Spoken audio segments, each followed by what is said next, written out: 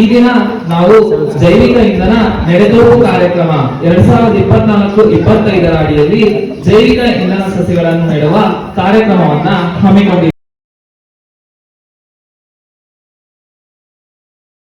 ಈ ಪೆಟ್ರೋಲ್ ಮತ್ತೆ ಡೀಸೆಲ್ ಅನ್ನೋದು ನಮ್ಗೆ ಭೂಮಿಯಿಂದ ಬರ್ತಾ ಇದೆ ಅಲ್ವಾ? ಭೂಮಿನ ಅಗೆಯೋದ್ರಿಂದ ಏನಾಗುತ್ತೆ, ನಮ್ಗೆ ಪೆಟ್ರೋಲ್ ಮತ್ತೆ ಇಂಧನ ಸಿಗ್ತಾ ಇದೆ. ಈ ಪೆಟ್ರೋಲ್ ಮತ್ತೆ ಇದು ಡೀಸೆಲ್ ನಮ್ಮ ದೇಶದಲ್ಲಿ ಭೂಮಿನ ಹತ್ರ ಸಿಗುತ್ತಾ? ಎಲ್ಲಿಂದ ತಗೋತಾ ಇದೀವಿ ಅದನ್ನೆಲ್ಲ? ನಾವು ಪರದೇಶಗಳಿಂದ ನಾವು ಅದನ್ನ ಏನ್ ಮಾಡ್ಕೋತಾ ಇದೀವಿ? ಆಮದು ಮಾಡ್ಕೋತಾ ಇದೀವಿ. ಅದನ್ನ ಆಮದು ಮಾಡ್ಕೊಂಡ್ರಿಂದ ಅದನ್ನ ನಾವು ನಮ್ಮ ಗಾಡಿಗಳಿಗೆ ಹಾಕಿ ಓಡಿಸ್ತಾ ಇದೀವಿ. ಒಂದಲ್ಲ ಒಂದು ದಿನ ಎಷ್ಟು ಅಂತ ಆಗಿದ್ದೀರಾ ಭೂಮಿನ? ಅದ್ರ ಮೇಲೆ ನಮ್ಗೆ ಪೆಟ್ರೋಲ್ ಮತ್ತೆ ಡೀಸೆಲ್ ಸಿಗುವಿಕೆ ಜಾಸ್ತಿ ಆಗುತ್ತೆ, ಕಡಿಮೆ ಆಗುತ್ತೆ? ಕಡಿಮೆನೇ ಆಗುತ್ತೆ ಅಲ್ವಾ? ಕಡಿಮೆ ಆದಾಗ ಏನ್ ಮಾಡೋಣ? ನಾವೆಲ್ಲರೂ ಏನು ಜಟ್ಕಾ ಬಂಡಿ ಅಥವಾ ಎತ್ತಿನ ಬಂಡಿ ಓಡಿಸೋದು ಶುರು ಮಾಡೋಣ? ನಡೆಯುತ್ತಾ ಜೀವನ? ಮಾಡ್ತೀವಾ?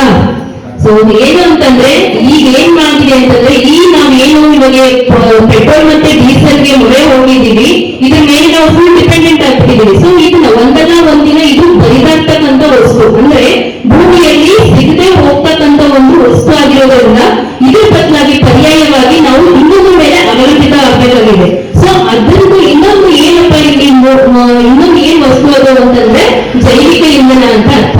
ಏನು ಜೈವಿಕ ಇಂಧನ ಅಂತಂದ್ರೆ, ಜೈವಿಕ ಇಂಧನ ಅಂದ್ರೆ ಇದನ್ನ ನಾವಾಗೇ ಉತ್ಪಾದಿಸ್ಬೋದು ಮತ್ತೆ ಮರುಬಳಕೆ, ಅಂದ್ರೆ ಒಂದ್ಸಲ ಖಾಲಿ ಆಯ್ತು ಅಂತಂದ್ರೆ ಮತ್ತೊಂದ್ಸಲ ನಾವು ಅದನ್ನ ಪುನರುತ್ಪಾದನೆ ಮಾಡಬಹುದು. ಅದಕ್ಕೆ ಅಂತ ಕರೀತಾರೆ ಜೈವಿಕ ಇಂಧನ ಅಂತ ಕರೀತಾರೆ.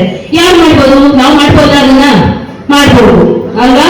ಪೆಟ್ರೋಲ್ ಮತ್ತೆ ಡೀಸೆಲ್ ನಾವು ತಯಾರು ಮಾಡೋಕ್ಕಾಗಲ್ಲ, ಭೂಮಿಯಿಂದನೇ ಆಗಿದೆ. ಆದ್ರೆ ಜೈವಿಕ ಇಂಧನ ಅಂದ್ರೆ ಏನು ಅಂತಂದ್ರೆ ಇದು ಒಂದು ನಿಜವಾಗಿ ಅಂದ್ರೆ ಜೀವಂತ ಇರ್ತಕ್ಕಂಥ ಕೆಲವೊಂದು ವಸ್ತುಗಳಿಂದ ನಾವು ಅದನ್ನ ತಯಾರಿಸಬಹುದು ಅನ್ನೋದಕ್ಕೆ ಇದನ್ನ ಜೈವಿಕ ಇಂಧನ, ಜೈವಿಕ ಜೀವ ಇರುವಂತ ವಸ್ತುಗಳಿಂದ ತೆಗೆತಕ್ಕಂಥ ಒಂದು ಇಂಧನವನ್ನು ನಾವು ಏನಂತ ಕರಿತೀವಿ? ಜೈವಿಕ ಇಂಧನ ಅಂತ ಕರಿತೀವಿ. ಸೊ ಈ ಜೈವಿಕ ಇಂಧನದಲ್ಲಿ ವಿಧವಿಧವಾಗಿ ಜೈವಿಕ ಇಂಧನ, ಡೀಸೆಲ್ ಇದೆ, ಜೈವಿಕವಾಗಿ ಉತ್ಪಾದಿಸತಕ್ಕಂಥ ಡೀಸೆಲ್ ಬರುತ್ತೆ. ಆಮೇಲೆ ಎಥನಾಲ್ ಕೇಳಿದ್ರೆ ಎಲ್ಲರೂ ಎಲ್ಲಿಂದ ಬರುತ್ತೆ? ಎಥನಾಲ್ ಎಲ್ಲಿಂದ ತೆಗಿತಾರೆ? ಫ್ಯಾಕ್ಟರೀಸ್ ಎಷ್ಟೊಂದಿದೆ, ಅಲ್ಲೆಲ್ಲ ಏನು ಉಳಿದಿರ್ತಲ್ಲ, ಕೊನೆಗೆ ಏನು ವೇಸ್ಟ್ ಇರುತ್ತಲ್ಲ, ಆ ವೇಸ್ಟ್ ಇಂದ ಏನ್ ಮಾಡ್ತಾರೆ? ಎಥನಾಲ್ ನ ಅದನ್ನ ಒಂದು ಉತ್ಪಾದನೆ ಮಾಡ್ತಾರೆ. ನೆಕ್ಸ್ಟ್ ಅದಾದ ಒಂದು ಎಥನಾಲ್ ಆಯ್ತು, ಒಂದು ಡೀಸೆಲ್ ಆಯ್ತು, ಇನ್ನೊಂದು ಬಯೋಗ್ಯಾಸ್ ಅಲ್ವಾ? ಇವಾಗೆಲ್ಲ ನಾವು ಸಿಲಿಂಡರ್ಸ್ ಎಲ್ಲ ಯೂಸ್ ಮಾಡಿ ಅಡುಗೆ ಮಾಡ್ತೀವಿ ಅಲ್ವಾ? ಬಯೋಗ್ಯಾಸ್ ನೀವು ನೋಡಿದ್ರೆ ಊರಲ್ಲಿದೆ ಬಯೋಗ್ಯಾಸ್ ಪ್ಲಾಂಟ್ ಅಲ್ವಾ?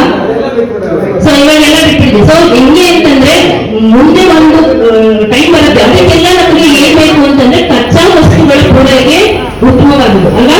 ಕಚ್ಚಾ ವಸ್ತುಗಳ ಒಂದು ಅವಲಂಬನೆ ನಾವು ಜಾಸ್ತಿ ಮಾಡ್ಕೋಬೇಕು. ಇದಕ್ಕೆಲ್ಲ ಬೇಕಾಗಿ ಜೈವಿಕ ಡೀಸೆಲ್ ಹೆಂಗ್ ತಯಾರು ಮಾಡ್ಬೋದು, ಜೈವಿಕ ಎಥನಾಲ್ ಹೆಂಗ್ ತಯಾರು ಮಾಡ್ಬೋದು, ಬಯೋಗ್ಯಾಸ್ ಹೆಂಗ್ ತಯಾರು ಮಾಡ್ಬೋದು, ಇದಕ್ಕೆ ಕಚ್ಚಾ ವಸ್ತುಗಳು ಬೇಕೇ ಬೇಕಾ? ಸೊ ಈ ಕಚ್ಚಾ ವಸ್ತುಗಳು ಯಾವಾಗಾಗುತ್ತೆ ಅಂತಂದ್ರೆ ಇಲ್ಲಿ ನಿಮಗೆ ಇಟ್ಟಿರ್ತಕ್ಕಂಥ ಮರಗಳನ್ನ ನೋಡಿದ್ದೀರಲ್ವಾ? ಸೊ ಇದನ್ನ ನಾವು ಮೊದಲು ಹೇಳಿದ ಹಾಗೆ ಅಲ್ಲ, ಕೆಲವು ಜೈವಿಕ ಇಂಧನಕ್ಕೆ ಸೂಕ್ತವಾದಂತಹ ಕೆಲವೊಂದು ಗಿಡಗಳಿವೆ.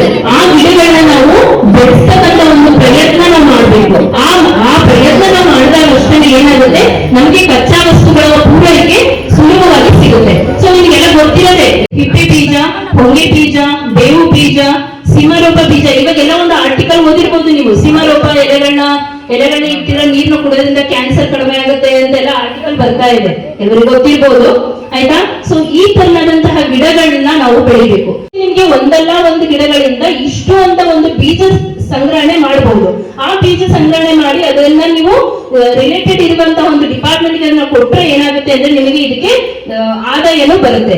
ಇವಾಗ ರೇಟ್ ಇದೆ, ಇವಾಗ ಹೊಂಗೆ 1 ಕೆಜಿಗೆ ಇಷ್ಟು, ಒಂದು 40 ರೂಪಾಯಿ 45 ರೂಪಾಯಿ. ಜಮೀನಿನ ಬದುಗಳಲ್ಲಿ ಹಾಕ್ಬೇಕು. ಇನ್ನೊಂದು ಕೃಷಿಗೆ ಯೋಗ್ಯವಲ್ಲದಂತಹ ಒಂದು ಜಮೀನಿನಲ್ಲಿ ನೀವು ಈ ತರನಾದಂತಹ ಗಿಡಗಳನ್ನ ನೆಡೋ ಪ್ರಯತ್ನ ನೀವು ಮಾಡ್ಬೇಕು. ನೆಟ್ ಮೇಲೆ 3 ವರ್ಷ 4 ವರ್ಷ ಆಯ್ತು ಆ ಗಿಡಕ್ಕೆ ಅಂದ್ರೆ ಅವಾಗೆ ನಿಮಗೆ ಇಳುವರಿ ಕೊಡೋದಕ್ಕೆ ಸ್ಟಾರ್ಟ್ ಮಾಡುತ್ತೆ. ಅಲ್ಲಿವರೆಗೂ ನಿಮ್ಗೆ ಯಾವುದೇ ರೀತಿಯಂತ ಬೀಜ ಸಿಗಲ್ಲ.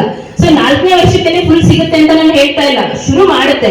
ಬಟ್ ನಿಮಗೆ ಯಾವಾಗ ಒಂದು 6 ರಿಂದ 7 ವರ್ಷದ ಗಿಡ ಆಯ್ತು ಅವಾಗ ನಿಮಗೆ ಒಂದು ಗಿಡದಿಂದ ಏನಿಲ್ಲ ಅಂತಂದ್ರೂ ನಿಮಗೆ 1000 ರಿಂದ 1500 ರೂಪಾಯಿ ನಿಮಗೆ ಆದಾಯ ಬರುತ್ತೆ. ಓಟಿನ ನಾವು ಬೇರೆ ದೇಶಕ್ಕೆ ಕಳಿಸ್ತಾ ಇದ್ದೀವಿ. ನಮ್ಮಲ್ಲಿ ಉತ್ಪಾದನೆ ಕಮ್ಮಿ, ತುಂಬಾ ಪೆಟ್ರೋಲ್ ಡೀಸೆಲ್. ಅದಕ್ಕೆ ಏನೇನ್ ಮಾಡ್ತು ಸರ್ಕಾರ ಚಿಂತನೆ ಮಾಡ್ತು, ನಮ್ಮಲ್ಲಿ ಉತ್ಪತ್ತಿ ಆಗ್ತಕ್ಕಂಥ ಬಂಡವಾಳ ಮತ್ತೆ ನಮ್ಮಲ್ಲಿ ಬರ್ತಕ್ಕಂಥ ಲಾಭ ಸಾಕಷ್ಟು ಪೆಟ್ರೋಲ್ ಡೀಸೆಲ್ಗೆನೆ ಬೇರೆ ಬೇರೆ ದೇಶಗಳಿಗೆ ಹೋಗ್ತದಲ್ವಾ, ಅದನ್ನೇನಾದ್ರೂ ಮಾಡಿ ನಾವು ಸ್ವಲ್ಪ ಅವಾಯ್ಡ್ ಮಾಡಬೇಕು ಅನ್ನೋದೇ ಉದ್ದೇಶಕ್ಕೋಸ್ಕರನೇ ಪೆಟ್ರೋಲು ಮತ್ತು ಡೀಸೆಲ್ಗೆ ಸ್ವಲ್ಪನೇ ಜೈವಿಕ ಇಂಧನವನ್ನ ಬೆರೆಸ್ತಾ ನಾವು ಸ್ವಾವಲಂಬಿಗಳಾಗಬೇಕು, ನಮ್ಮ ಹಣವನ್ನ ನಮ್ಮ ದೇಶದಲ್ಲೇ ನಾವು ಖರ್ಚು ಮಾಡ್ಬೇಕು ಅಂತ ಹೇಳ್ಬಿಟ್ಟು ಉಳಿತಾಯ ಮಾಡ್ತಾ ಬಂತು. ಅದಕ್ಕೆ ಏನ್ ಮಾಡ್ತು, ಫಸ್ಟ್ 5% ಪ್ರಮಾಣ, ಆಮೇಲೆ 10%, ಆಮೇಲೆ 15%, ಸ್ವಲ್ಪ ಸ್ವಲ್ಪನೇ ಪೆಟ್ರೋಲ್ ಸೇರಿಸ್ಕೊಂಡು ನಮ್ಮಲ್ಲಿ ಲಕ್ಷಾಂತರ ಕೋಟಿ ಉಳಿತಾಯ ಮಾಡಕ್ಕೆ ಪ್ರಯತ್ನ ಪಡ್ತು. ಅಷ್ಟೇ ಆಗಲ್ಲ, ಬರೀ ಸರ್ಕಾರಕ್ಕೆ ಅಷ್ಟೇ ಲಾಭ ಅಲ್ಲ, ಇದು ರೈತರಿಗೂ ಅನುಕೂಲ ಆಗ್ಬೇಕು. ಈಗ ಏನಪ್ಪ ರೈತರು ಅಂದ್ರೆ, ಇವತ್ತು ರಾಗಿ ಬಿತ್ತನೆ ಮಾಡಿದೀವಿ, ಮಳೆ ಹೊಟ್ಟೋಯ್ತು, ಬೆಳೆ ಬರುತ್ತಾ ಬಿಡುತ್ತದ ಗೊತ್ತಿಲ್ಲ. ಬರೀ ರಾಗಿನೇ ಒಂದೇ ನಂಬ್ಕೆಬಾರ್ದು, ಅದ್ರ ಜೊತೆಗೆ ಹೈನುಗಾರಿಕೆ ಮಾಡ್ಬೇಕು. ಅಕಸ್ಮಾತ್ ಒಂದು ಕೈ ಕೊಟ್ರೆ ಇನ್ನೊಂದಾದ್ರೂ ಕೈ ಹಿಡಿಯುತ್ತೆ.